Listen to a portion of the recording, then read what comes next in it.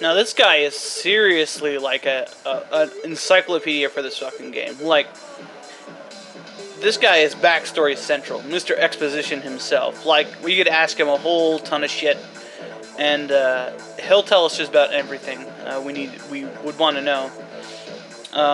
With the exception of things he doesn't know, which we can learn from other people. Maybe. If you guys want me to go into the backstory stuff, I could make videos of it. But I don't want to go into the main stuff in the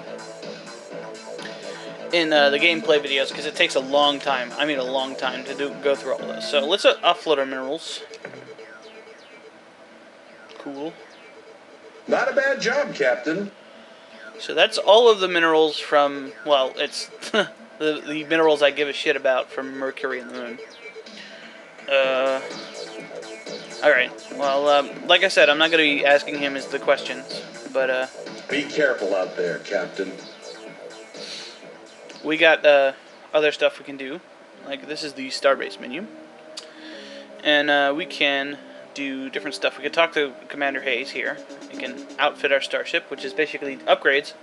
Right now we can add basic stuff. Our ship's basically just a skeleton. So what we want to do is go down here to module. We can add different stuff. Now over here is our turning jets and our thrusters, our antimatter thrusters. Now we got 3,522 resource units right now, and we can get more. The next place I'm going to go is Io, because Io is a volcanic planet. I know this because Io is like that in real life. I don't think anybody actually directs you to do it, but yeah. And actually, I don't know if anybody actually says this, but I think the thing on the moon said something about Pluto. Either that or Commander Hayes says something.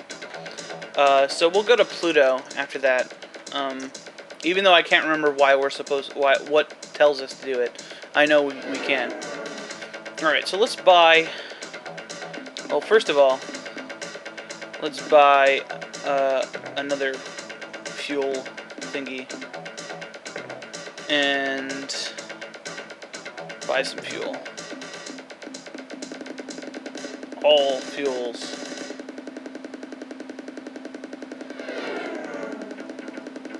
There we go. Alright.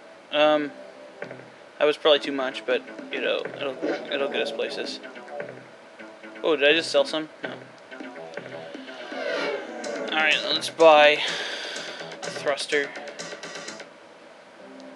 You go to the shipyard, we can actually buy new ships. The only thing we can buy right now is human ships. Well, human ships are really, really hard to use. They are slow. Their weapons are really, really powerful. And once you learn how to use them, they're really, really good. But I'm not very good at using them. Also, what we can do is buy a crew. So we can buy a crew for our big ship. Just crew up. And save the rest of our money for further upgrades. And we can depart to Starbase. Alright, like I said, we're going to go to Io, which is a moon of Jupiter, for those who don't know. We're slightly faster now, but we're not that much faster. Probably the first thing I'll do is upgrade all of our... I guess it's the next thing we'll do, is upgrade all of our thrusters and turning things. Now, that planet you can see at the top of the screen is actually Saturn, but they don't put the rings on it. Okay, we're noticeably faster in this. Careful. You can get a free turn under this. Nope. No. Okay, here we go.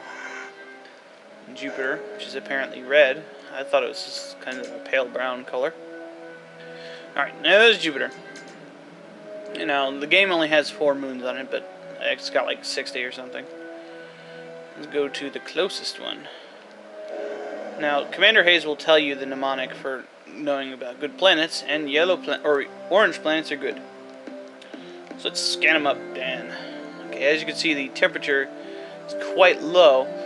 But the tectonics are class 4, which is actually more powerful than on Mercury. So the earthquakes will be slightly more powerful, although we won't have to worry about the fires. And the earthquakes are slightly easier to dodge. So let's dispatch. And as you can see, there's lots of yummy radioactives. There's probably some of these are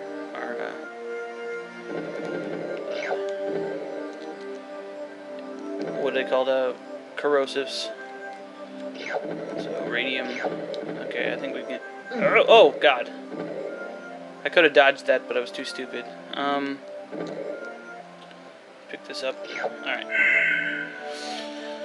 And this is pretty much worth going on. Now you can learn you got actually a limited amount of crewmen that you can actually recruit. Like Commander Hayes will start getting pissed if you lose too many, and he'll make them more and more expensive. Alright, that's too much. We only have a certain amount of space in our cruiser thingy. But you can get crew from pretty much just from the starbase. So you don't want to lose too many, or else he'll start getting mad at you. Because he loves his people. I don't remember the exact number, though. Okay, so we only lost 2 crew members. They were probably idiots anyway, so let's navigate. Nothing else. We can go to, like, these other planets, but like this one is a poop planet. So, scan them up. Scan them up, Europa. See, basically it's all just, like, corrosives. It's not worth landing on. And, like, we could look at over here. But green planets generally aren't worth anything. Purple ones can be. Let's scan the purple one. Scan them up. Nope, nothing. I don't know why Callisto has nothing on it. And Europa does. Europa's just, like, covered in ice. And then Ganymede. Here. I think this is Ganymede, yep. And that's just like, I don't even remember what the white things are, but I know it's not very valuable, so. Oh, we can check. Cargo. Yeah, really useless crap. Probably like oxygen and shit. Water. Alright, this navigates. Now we're gonna go to Pluto. Because Pluto is not a planet, according to the astronomical hoodahoos of whatever. I think, no. Okay, Pluto is hard to see. So we need to... Yep, there he is, right over there.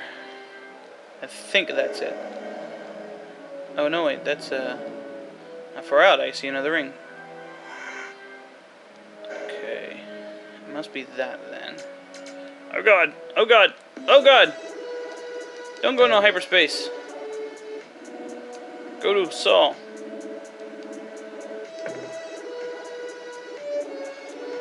Go to Sol. Do it. Go. Crap. Oh noes. What the hell? There we go. Stupid game. Okay. Land on the Plutos. Crap. Oh no, it's up there. Psh. Psh. Oop, there we go. I would expect Pluto to be much more difficult to find than that. But I guess we know where it is, because it's in the future. Alright, skin them up. Ooh, it's really cold. Tectonics class 1, which means it doesn't have any tectonics. Oh, look at that! Oh, there's a thing there. Alright. Do.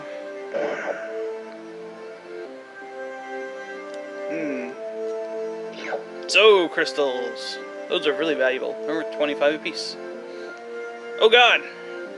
That is an alien ship. It looks like a Tinker Toy. Everybody played with Tinker Toys when they were kids. My grandma had Tinker Toys. Oh god! Murdering our dudes! Mayday from the surface. Got eaten by aliens, sir. Okay. Kowalski, Fritz, Chin, O'Donnell, Luigi, and all 3 of the Lieberman triplets. Oh. Okay. More. Initiating emergency launch procedures. End of transmission. You fucker. Attention, big, mean, hostile alien vessel hovering overhead in an obvious attack posture. This is Spotty Captain Whittle. I know you are going to torture me, so let's just get this over with right now. The coordinates of my homeworld, Spottywa, are 241.6 by 368.7, and the ultra-secret Spotty cipher, which is known only by me and several billion other Spotty, is Huffy, Muffy, Duffy. Sorry about that little mistake with your landing vehicle. I was so startled when it approached my vessel in a threatening manner that my automated defense systems fired on it when it got too close. I hope nobody got hurt. This is my favorite character in this game. Whiffo is awesome. As he said, he's a spathy, and he's not lying. His homeworld is exactly where he said it was. And he even gave us the password. I'm gonna go through all of the options for talking to him, because this is the only chance we have for talking to him. Later on, I'll probably cut the parts of it out that aren't directly necessary for us to advance, and put pretty much everything into like a bonus video or something. If people want to see those, if they don't want to see them, then whatever. So we could basically tell him, hi there, but he just killed our dudes. Of course.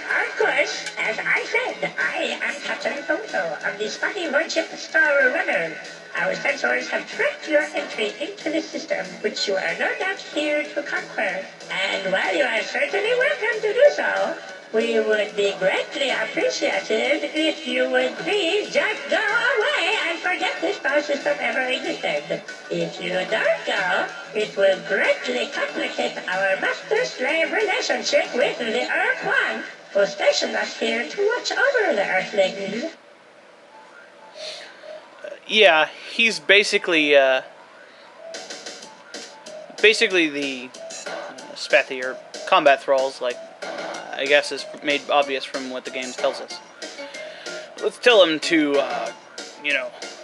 make his peace with God. Certainly most gracious destroyer, and is well known before departing this mortal heathen, all Spotty must complete the short brilliant ritual of Wadi-Wada to be assured of a secure afterlife.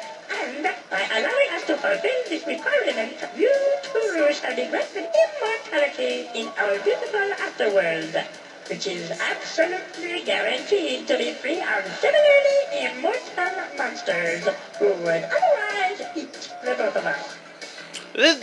Each of the races in this game, well, they don't all have a concrete theme to them, but most of them do.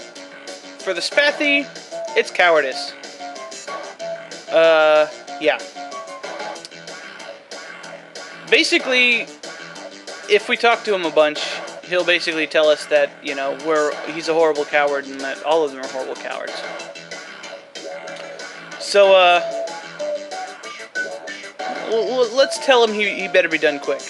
Relief and woe! Certainly a destroyer of innocence as well-traveled as yourself must know that the formalities of Wadi-Wada are invalid unless performed on the large moon orbiting our homeworld, Spottywa, which is only 143 light years distant, and, if I remember correctly, is especially beautiful this time of year. Shall we go over? And he's basically trying to weasel himself out. We can basically choose to kill him. We can ask him what the coordinates are, but he already told us, so we don't really need to know this. Let's say that he can live. Gee, thanks. Yeah, he's very appreciative. Let's ask him what the fuck he's doing here. About 20 years ago, this region of space was dominated by a loose confederation known as the Alliance of Free Stars, which was composed of the aliens native to these parts who did not want to be enslaved. They made a valiant effort against the superior ur-quan forces. It even looked like they might miraculously defeat the combined ur-quan armada, right up to the point at which the ur-quan totally defeated, indeed annihilated them. Now I can actually skip this dialogue or go back. It even looked like they might by pushing it as the progress bar goes across. I'm not going to do that unless I've already heard it. So let's ask him again. What are you doing here on Pluto? When the ur-quan armada entered the system to subjugate formerly the Earthlings, the ur-quan presented the humans with the standard slave options. Join the hierarchy as combat roles and retain some autonomy, including the right to travel through space, or become a fellow species and return to free atomic savagery on the surface of their homeworld, encased for all time beneath an impenetrable force shield. The humans chose the latter option, and so were swiftly imprisoned on the surface of Earth. But the ur-quan didn't trust them to obey the restrictions, so they chose a small group of hurriedly combat starships from the in-Earth and Saturn fleets to create the so-called Earth Guard and station them at a base on Earth's moon. Earth's moon. Alright, we'll get fed up with... Whoa, what the fuck are you doing? Originally, we were stationed on Earth's moon, which made us Spatty a bit uneasy, because with each passing day we grew more and more worried about the sneaky Earthlings making a surprise attack. So the Ilrath kept telling us that it was impossible, since the Earthlings had no ships or weapons whatsoever. That made us feel a bit better, but when the Ilrath left, again we grew fearful, and decided to make a strategic redeployment to Mars. Later on we decided it would be prudent to relocate to Jupiter's moon, Ganymede, then later Saturn's moon, Titan, and finally here to Pluto. What happened to the Ilrath? Let's ask about the moon. We decided that if the Earthlings figured out we had abandoned the base on the Luna, they would be more likely to try something sneaky. So, we rigged up some old service androids and ordered them to drive around on the lunar surface in bulldozers, endlessly pushing around the same piles of dirt. In addition, we connected the base's local radio transmitter to an audio mail-normie fun rum called Winky's Happy Night, hoping they would think we were still there. Winky's Happy Night sounds kind of dirty to me. Especially since it's a mail-normie fun rom. So basically they were, they rigged up some robots to drive some bulldozers playing porno into space. I don't think Commander Hayes would be very happy to know about that. Let's ask about the Ilrath. The Ilrath contingent were supposed to be the toughest ridge crest, the most rigid flipper, the backbone of the Earth Guard force. But they departed the system en masse not long after the last ur-quan dreadnought vanished from this region of space. They claimed to have received a direct order from their gods of evil and darkness, who had grown dissatisfied with the Ilrath's passivity and wanted them to kill, or at least torture someone soon. Personally, I believe they just got bored and went up to have some fun. Probably both of those. What about, are they going to come back? Well, when they were pushing up into hyperspace 18 years ago, we asked them that very question, and I think they said something to the effect of, real soon. Stupid Ilrath. What happened to the other ones? Over the past years, it became necessary to redeploy strategically some of our Earth-Guard forces to our homeworld in case of a sudden surprise attack by a vicious, unrelenting alien race which we Spotty call the Ultimate Evil. The story behind that's pretty hilarious. We'll see that later when we talk to the Spathy more. As yet, the ultimate evil remains largely unmanifest, and its powers and exact intentions are still a bit obscure, since it lurks just outside the range of even the most sensitive long-range detectors, which we feel gives conclusive evidence as to the ultimate evil's nefarious intent. Let's ask him how many crew he's got on with him. Dozens, that is to say scores, and perhaps even hundreds of my brethren stride through the corridors of this specially modified, super-efficient, mass destruction-oriented star ship, which could lay siege to an entire planetary system should we choose to do so, which, fortunately for you, we have decided not to do today. So nice of us. Hundreds, come on. I am undone. You are far too clever for a poor spotter like me, and now I must submit to your superior alien intellect. I guess I am not revealing any truly important secrets if I tell you that each of my species' lunar-class void ships typically holds 30 spotter crewmen, though at present my vessel, the Star Runner, is not up to full complement, due to the needs of my homeworld in their resistance against the ultimate evil. And in fact, my vessel is somewhat understaffed right now, seeing as how I am the only spotter on board, which is a bit frightening, as I am sure you can understand.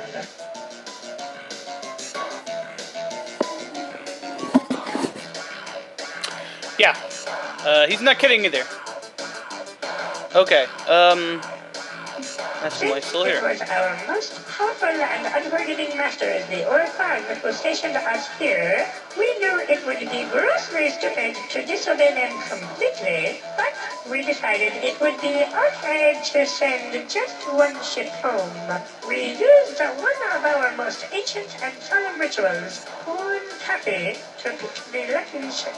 Then, some months later, we decided that it wouldn't really hurt if we sent one more ship home. And then later we sent another, and then another. Well, you get the idea.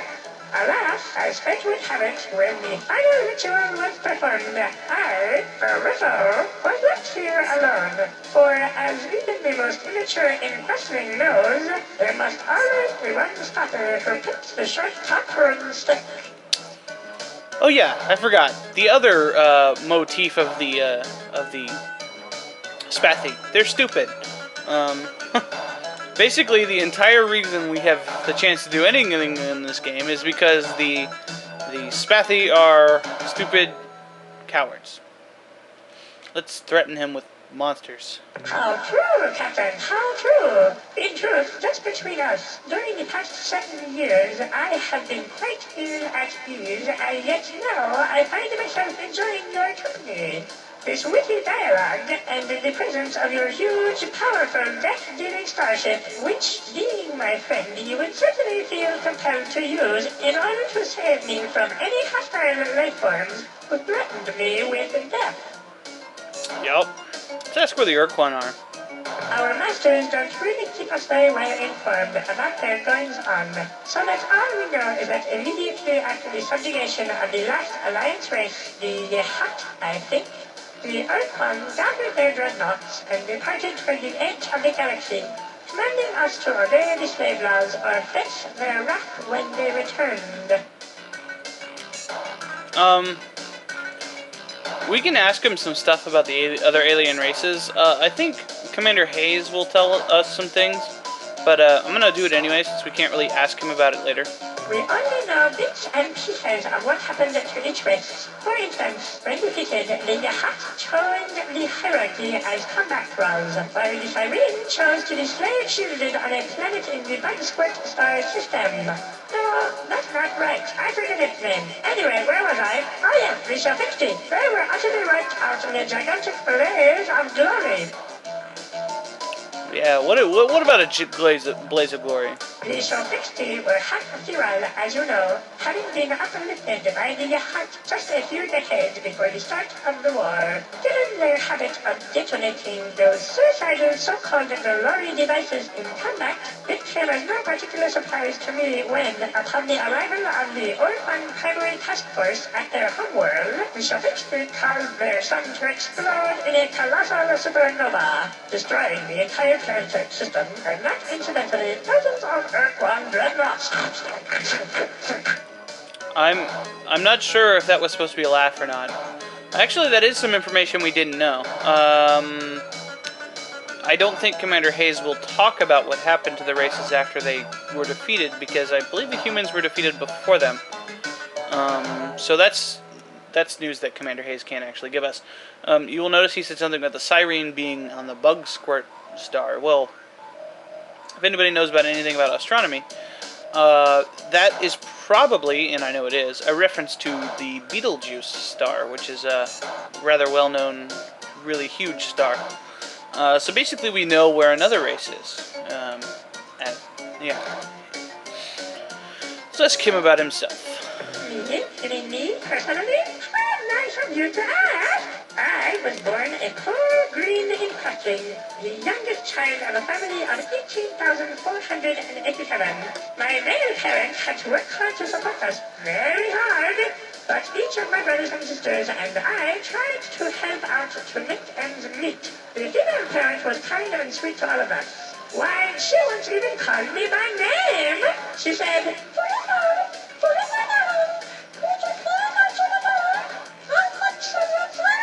what a treat, a golden memory.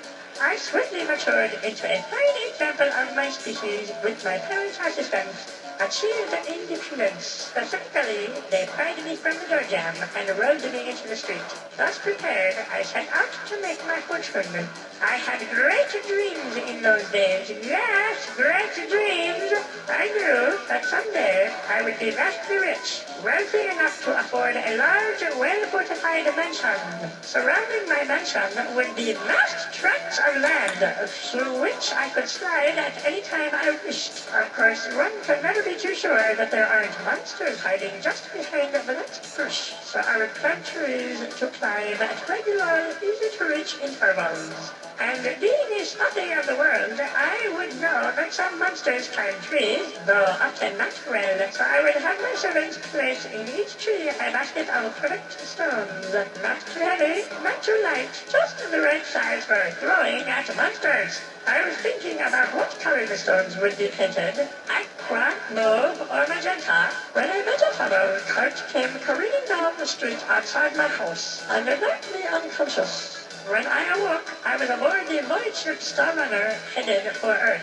Apparently, I had been out of my head for quite some time after the accident, and with the assistance of some kind strangers, had been relieved of my funds and convinced to join the Navy, where I have been unpleasantly employed for the last 25 years. Sounds like Fufo got shanghaied.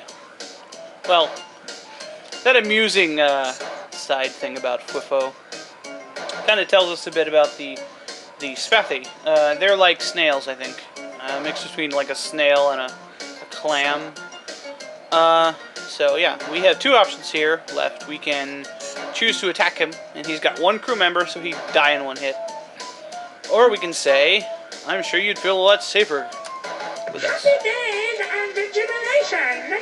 I discard all prejudice and hesitations and accept and celebrate your offer of protection and your undying commitment to my well-being. I must wax melancholy for just a moment, though, and make sure you understand that any other spotty ships we meet at large in the galaxy are not going to be quite so responsive to your friendly gestures as myself, since they bear more heavily the yoke of ur-quan enslavement and are also apt to talk themselves out of allying with a totally unknown alien, which I, having been left here alone, cannot do.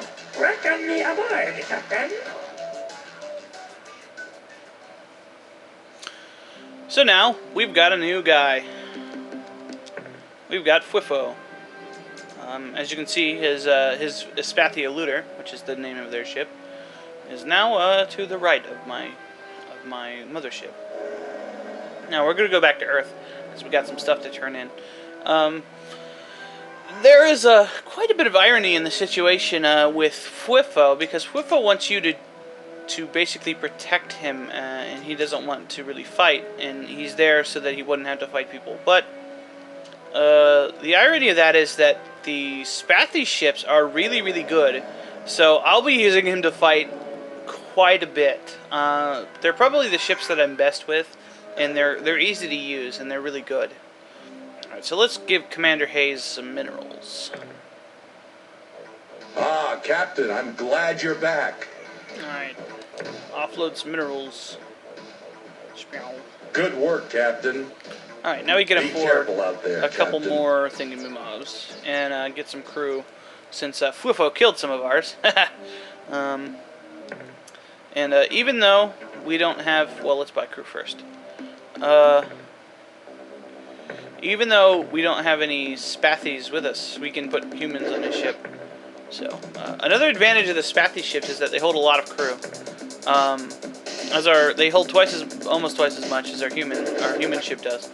So they're good for, basically little crew batteries that you can use to carry extra crew with you. Let's go buy some more speed jobbies. Alright, we don't want any more of that. Speed. Let's buy another tourney. Another speed. Alright, so we're basically out of money now. And we can't really do anything else. Well, there's a bunch of stuff we can get at other planets around here, but most of them aren't worth it. So just kind of show you, I don't use fuel when I'm flying around the solar system, and no time passes because, I don't know, it only really takes into account interstellar travel in regards to time. Now, the green rings you see and the red ring around Mercury is basically giving you a general idea of how the planets are. And as you can see here, well, Mars doesn't really have anything special about it, but it doesn't really have anything good on it either. We would probably come out ahead if we picked up this stuff, so we'll do it. And they're basically just base metals, I think. Yeah, aluminums. I'm not quite sure if you can get that much aluminum from the surface of Mars. I know you could probably get a lot of iron, but, whatever. I'm no spaceologist, and not very much. I'm not going to bother land to pick up those other two up, and I'm not going to try to min-max the amount I get from this. Sure. Yeah, I'll just fill up, since I'm not going to bother to land again either way. But as you can see, a lot of planets are like this. They just have not enough to be worth landing on, and this certainly doesn't anymore. So yeah, so I think I'm going to cut this session short. Let me know what you think about the video in general, and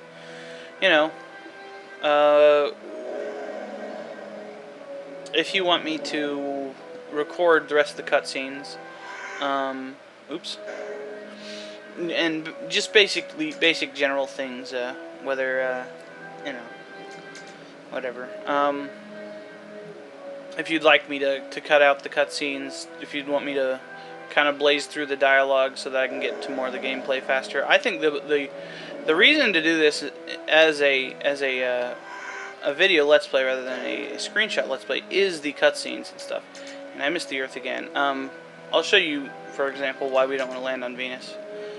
But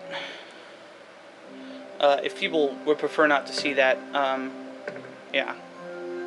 So yeah, there's some stuff here, but it's not very valuable, and there's no bios or energy scans to speak of. There are some base metals, but as you can see, the weather is class 8, which is really, really bad, and the temperature is pretty high. I think that's actually higher than Mercury.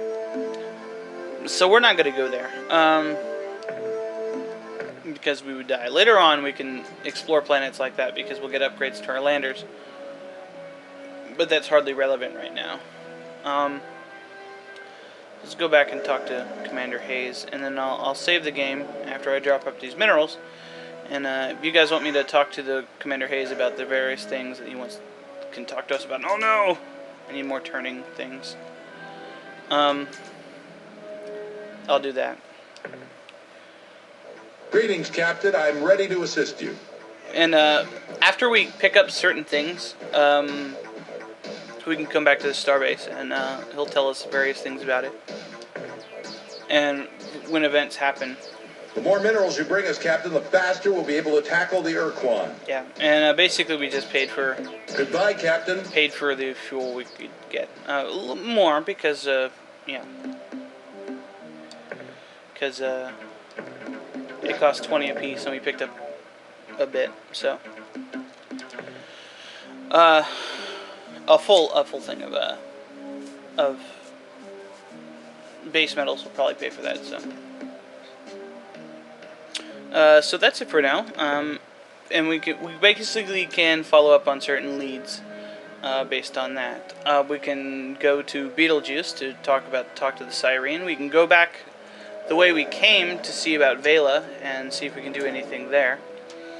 We can also go to the system that the Ilrath talked about, which is the Jiglas constellation.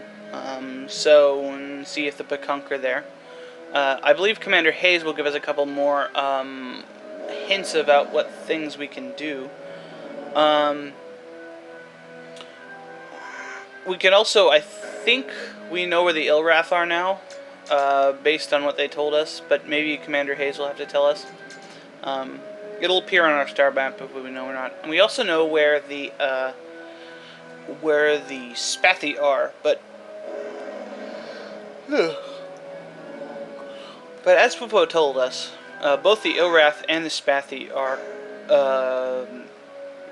ur-quan combat thralls, so they wouldn't be very friendly to us. So basically, we have those options. If people want me to talk to Commander Hayes, it'll probably unlock a couple other things. There is a certain order in which you have to do things to get things done within a certain time. There's also something we can do to basically just jumpstart the game, but I'm not going to do it. I'll try to play this organically as possible. I have beat the game a couple of times, so I basically know the best way to do it.